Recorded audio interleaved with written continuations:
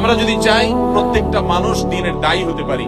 নবী করিম সাল্লাল্লাহু আলাইহি সাল্লামের সাহাবীদের মধ্যে একেবারে সাধারণ থেকে সাধারণ সাহাবীও আল্লাহর দ্বীনকে প্রচার করবার জন্য বেরিয়ে গেছেন। তাদের মাধ্যমে শত শত মানুষ মুসলমান হয়েছেন। আজ যে আপনি মুসলিম, আজ যে নিজে আপনি গর্ব করে যে ইসলামের পরিচয় পরিচিত করেন, মনে রাখবেন সাহাবীরা পৃথিবীর বিভিন্ন দেশে দেশে যদি ইসলাম প্রচারের উদ্দেশ্যে না বের হতেন, তাহলে আপনার আমার বাপদাদারা, আমাদের পূর্বপুরুষরা তারা মুসলমান হতে পারতেন না। আমরাও কিন্তু মুসলমান এই পরিচয় গর্বের সাথে দিতে পারতাম না। অতএব আমাদের আগামীর পৃথিবী যদি মুসলমানের পৃথিবী হয়, আগামীর পৃথিবী যদি ইসলামের পৃথিবী হোক, সেটা আমরা চাই, তাহলে আমাদের উদ্দেশ্য হতে হবে আদ-দাওয়াতু ইলাল্লাহ, বা আল্লাহর পথে মানুষকে আহ্বান করা। আল্লাহর পথে আহ্বানকারী হব তো ইনশাআল্লাহ।